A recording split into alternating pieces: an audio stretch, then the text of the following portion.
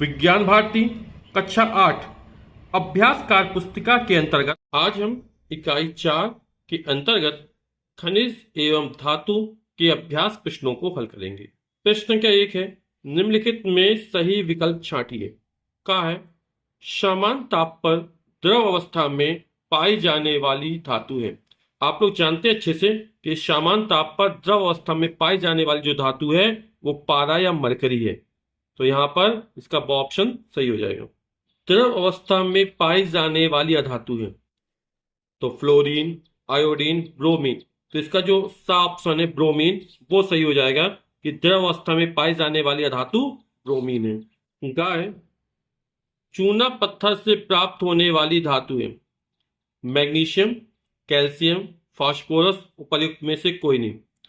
तो जो चूना पत्थर से प्राप्त होने वाली धातु है वो हमारी कैल्शियम है। इसका ऑप्शन सही हो जाएगा। चौथा है घा स्टेनलेस स्टील के अवयवी तत्व हैं। तो स्टेनलेस स्टील एक मिश्र धातु है और इसके जो अवयवी तत्व हैं वो हमारे लोहा है, क्रोमियम है और निकेल है, इनसे मिलकर बनती है। तो इसका ऑप्शन सही हो जाएगा, लोहा प्लस क्रोमियम प्लस निकेल। प्रश्न संख्या 2 है, रिक्त स्थानों की पूर्ति दिए गए शब्दों में से छांटकर कीजिए। शब्द में लिख रहे भंगुर, सुचालक, औद्योगिक, पिग आयरन, धातु कर्म और कैल्शियम। का है, जिप्सम से प्राप्त होने वाली धातु है। तो जिप्सम से हमें जो धातु प्राप्त होती है वो हमारी कौन सी है, कैल्शियम है। तो यहां पर खाली स्थान में आ जाए कैल्शियम। फिर कार्बन, ग्रेफाइट विद्युत का होता है। तो कार्बन या ग्रेफाइट जो है विद्युत का सुचालक होता है। तो यहां पर खाली स्थान में आएगा सुचालक। अयस्क से शुद्ध धातु प्राप्त करने के विज्ञान को धातु कर्म कहते हैं। ज्यादातर ठोस अधातुएं हथौड़ा मारने पर हो जाती हैं। तो यहां पर यह शब्द आएगा भंगुर हो जाती हैं। अगला है, वात्य भट्टी से प्राप्त लोहा कहलाता है। तो आप लोग जानते हैं ये पिग आयरन कहलाता है। अगला है प्रश्न संख्या 3, निम्नलिखित अयस्कों का रासायनिक सूत्र लिखिए। तो अयस्क दिए गए हमको और इनके रासायनिक सूत्र हमने ये लिख दिए। जैसे कॉपर ग्लास का Cu2S है और इससे जो धातु का निष्कर्षण किया जाता है वो तांबा। कैलेमाइन ZnCO3 और इसमें जिस धातु का निष्कर्षण किया वो जिंक है यानी जस्ता है। हेमेटाइट Fe2O3 इससे लोहे का निष्कर्षण किया जाता है। कैल्कोपाइराइट CuFeS2, गैलेना PbS और बॉक्साइट Al2O3 2H2O। प्रश्न संख्या 4, स्तंभ का मिलान स्तंभ खा से कीजिए। बॉक्साइट और यहां पर धातु दी गई है तो बॉक्साइट अयस्क से एल्युमिनियम धातु का निष्कर्षण किया जाता है। तो यहां पर हो जाएगा एल्यूमिनियम। कैल्कोपाइराइट CuFeS2 होता है, इससे कॉपर का निष्कर्षण किया जाता है। कैलेमाइन ZnCO3 और इससे जिंक का निष्कर्षण किया जाता है। अर्जेंटाइट Ag2S और इससे सिल्वर का निष्कर्षण किया जाता है। और कोयला से कार्बन। प्रश्न संख्या 5 है, मिठाई के ऊपर लगी चमकीली पन्नी को आपने अवश्य देखा होगा। वह किस धातु की बनी होती है? पतली पन्नी या चादर धातु के किस गुण के कारण बनती है? तो मिठाई के ऊपर जो चमकीली पन्नी लगी होती है वो सिल्वर यानी चांदी की होती है और धातुओं की जो चादर होती है वो धातु किस गुण के कारण बन जाती है? तो आघात वर्धनीयता गुण होता है कि जब धातुओं पर आघात किया जाता है, उनको ठोका पीटा जाता है तो उनकी लंबाई और चौड़ाई बढ़ती है। तो ये क्या आघात वर्धनीयता गुण है, आघात करने पर वो बढ़ जाते हैं, वर्धन हो जाता है उनका। प्रश्न संख्या 6 है, रिया अपनी मां के साथ सोने की अंगूठी खरीदने के लिए आभूषण की दुकान पर गई।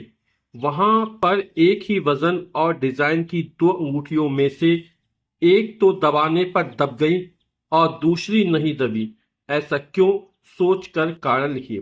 तो जो शुद्ध सोने की अंगूठी होती है, क्योंकि सोना क्या एक मुलायम धातु है, तो वो दबाने पर दब गई, यानी अंगूठी जो दबाने पर दब गई वो शुद्ध सोने की बनी हुई है। लेकिन जब धातुओं में कोई अन्य धातु मिला दी जाती है तो मिश्र धातु बन जाती है। जैसे सोने में तांबा मिला दो तो सोने की कठोरता बढ़ जाती है तो जो मिश्र धातु होते हैं वो मूल धातुओं से ज्यादातर कठोरी बनती हैं। तो जब सोने में तांबा मिला दिया जाता है या अन्य धातु मिला दी जाती है तो उसके जो आभूषण होते हैं वो मजबूत बनते हैं, है ना। तो जो अंगूठी दबाने पर दब गई वो शुद्ध सोने की है, और जो नहीं दबी वो क्या है, मिश्र धातु है, उसमें कोई अन्य धातु मिश्रित कर दी गई है।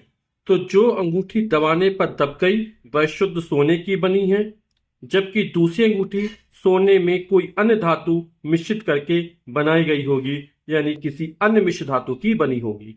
आपने एल्यूमिनियम और कॉपर के तारों का उपयोग तो देखा होगा।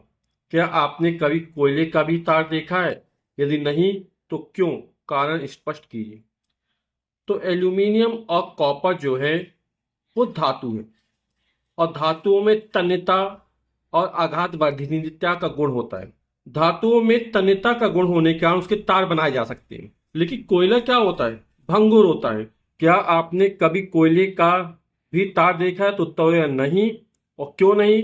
तो कोयला अधातु है, इसमें तन्यता का गुण नहीं पाया जाता है, क्योंकि अधातुएं पीटने पर भंगुर हो जाती है। अगला प्रश्न है, निम्नलिखित का कारण लिखिए। का लोहे के टुकड़ों पर तनु हाइड्रोक्लोरिक अम्ल यानी HCl डालने पर लोहे की सतह खुरदरी क्यों हो जाती है? तो लोहे पर जब तनु HCl डाला जाता है तो हमारा FeCl2 आयरन क्लोराइड बनता है, और हाइड्रोजन गैस निकलती है, मुक्त होती है। तो जब लोहे पर तनु हाइड्रोक्लोरिक अम्ल डाला गया तो FeCl2 बन गया, और हाइड्रोजन गैस निकल जाती है, तो क्या होते हैं, धातु की सतह पर खुरदरे हो जाते हैं। लोहे की सतह पर तनु HCl डालने पर आयरन क्लोराइड बनता है तथा हाइड्रोजन गैस मुक्त होती है, जिस कारण से लोहे की सतह खुरदरी हो जाती है। अगला प्रश्न है, तार को जोड़ने के लिए सोल्डर का उपयोग क्यों किया जाता है? क्योंकि जो सोल्डर का गलनांक होता है वो सीसा तथा टिन दोनों के गलनांक से कम होता है। सोल्डर हमारी एक मिश्र धातु है, तो सोल्डर हमारी एक मिश्र धातु है जो सीसा एवं टिन दोनों से मिलकर बनी होती है, और ये विद्युत परिपथ में टांका लगाने के काम में आती है। तो चूंकि जिस मिश्र धातु से निर्मित है सीसा एवं टिन से, तो जो सोल्डर गलनांक होता है वो सीसा तथा टिन दोनों गलनांक से कम होता है, इसलिए इसका उपयोग विद्युत परिपथ में टांका लगाने के लिए किया जाता है। तो इसका उत्तर क्या हो जाएगा, सोल्डर का गलनांक सीसा तथा टिन दोनों के गलनांक से कम होता है। अगला प्रश्न है, एल्यूमिनियम के ऊपर एल्यूमिनियम ऑक्साइड का विद्युत लेपन क्यों किया जाता है? तो एल्यूमिनियम को क्षरण से बचाने के लिए ही उसके ऊपर एल्यूमिनियम ऑक्साइड का विद्युत लेपन किया जाता है। अंतिम प्रश्न है, सभी अयस्क खनिज होते हैं परंतु सभी खनिज अयस्क नहीं होते हैं, क्यों? तो ऐसा इसलिए, ऐसे खनिज जिनसे धातु का निष्कर्षण अधिक मात्रा में सरलता से एवं कम लागत में हो जाता है अयस्क कहलाते हैं। अब सभी अयस्क खनिज नहीं हो सकते, क्योंकि उनमें धातुओं के अलावा अन्य अवांछित पदार्थ भी होते हैं, जिनसे धातु निकालना बहुत महंगा होता है।